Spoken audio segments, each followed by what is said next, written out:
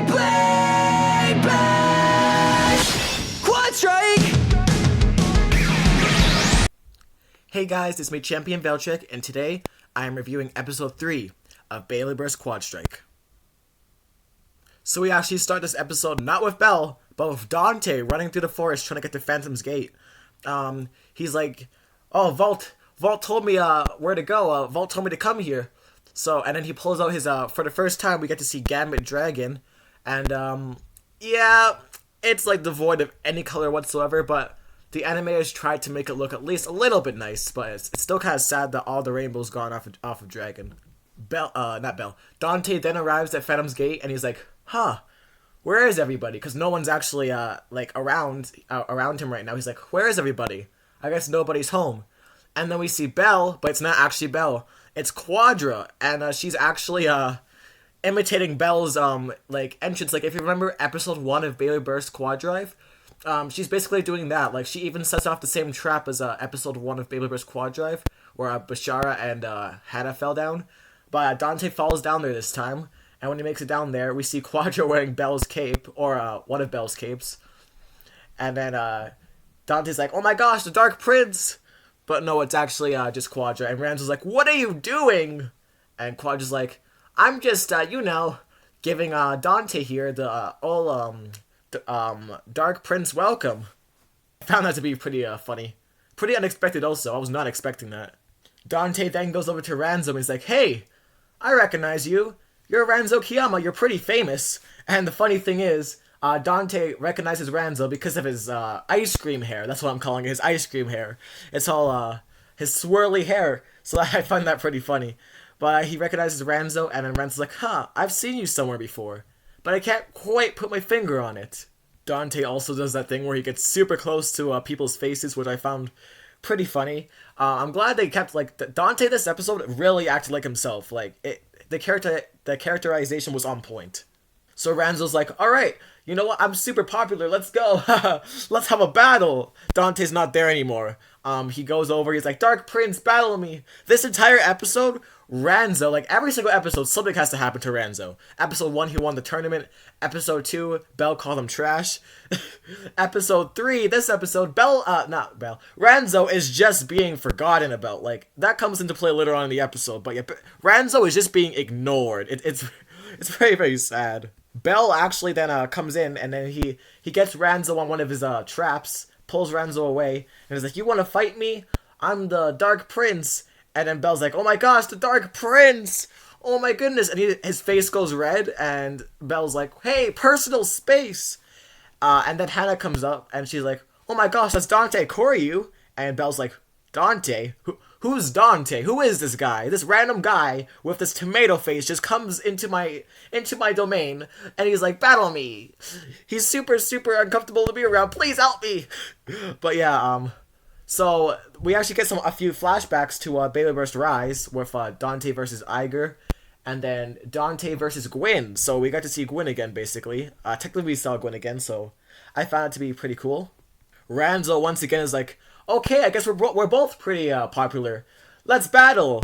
And then once again, Ranzo is being ignored. Dante then shows off his Gambit Dragon. Honestly, in the animation, it definitely looks better than real life. Which I kudos to them, the animators, for actually making it look a little bit better. And also in this episode, you can see Dragon like glowing in certain places where it would have its gimmicks. So I think they were trying to like tell you something like, oh, if Hasbro did the gimmicks, that would have activated Dragon's gimmick. So I find that pretty funny.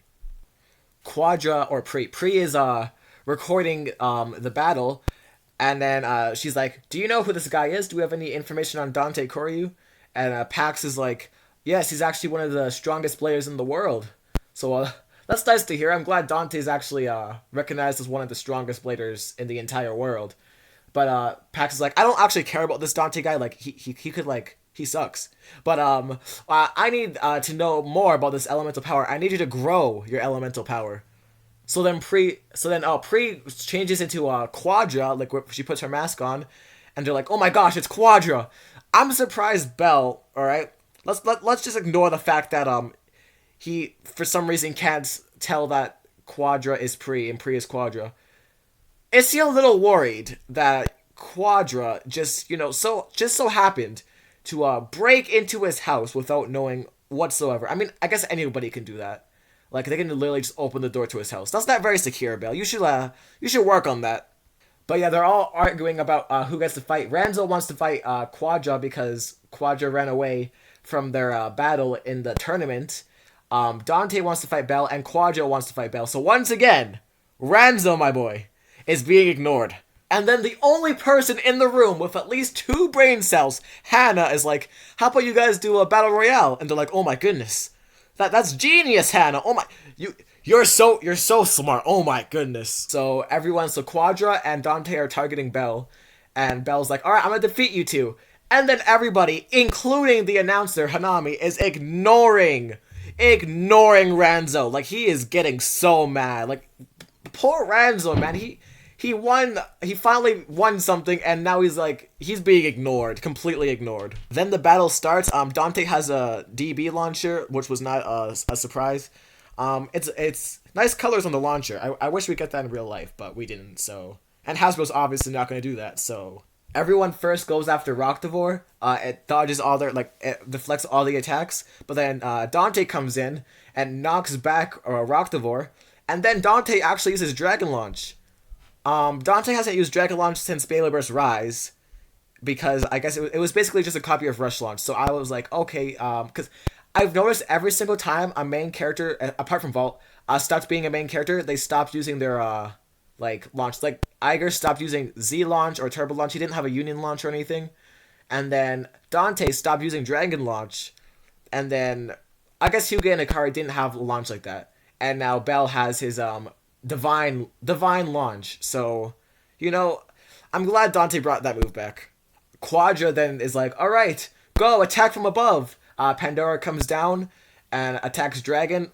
Dragon is pretty much unfazed by this though, and Pax realizes, oh my goodness, your elemental power is rising further than ever before. Oh my goodness, you gotta keep on fighting the Dark Prince. Dante then powers up, and we get to see the Gambit Dragon avatar. It's pretty similar to the Sparking avatar, but it still has some pretty noticeable differences. Like it has this little thing on its chest now, and the rainbow wings are a little more contained. It has a little more armor on it too, so that's pretty cool. Dante then is like, alright, go! Rise! Give it your all! Gambit break! And he bursts both Bellfire and Pandora. And then Dante does that thing where he always catches Dragon, like he's been doing that ever since he was introduced. But then, oh my goodness, guess who wins the battle? Guess who? It's not Dante. Because, if you guys forgot, which everyone else did, including me during the episode, Ranzo was still...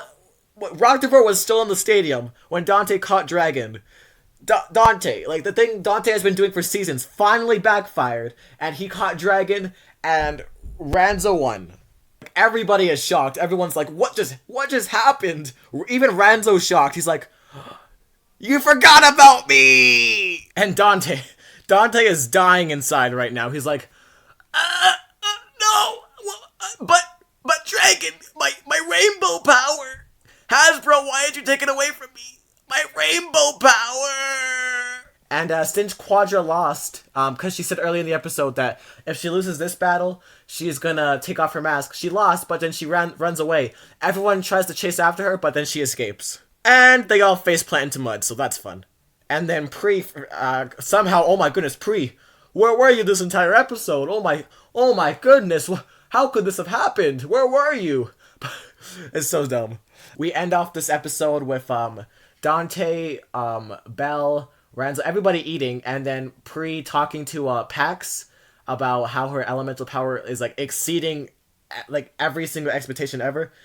And then Pax is like, focus Pri. And then Pri's like, I actually really like it here. It's pretty fun. Dante is so strong, Belle is so strong, all these players are so strong. And that's where we end off the episode. I will give this episode an 8.5 out of 10. Personally, I think this is the best episode so far in Beyblade Burst Quadstrike. Better than episode 1 and episode 2. I hope all the other episodes are like this. I really like the character. They're keeping all the characterization from previous seasons. All the character interactions are really great. The battle wasn't amazing, like since there's like no gimmicks, but it was still a decent battle. I just hope they pick up the pace a little bit, but I'll give this episode an 8.5 out of 10.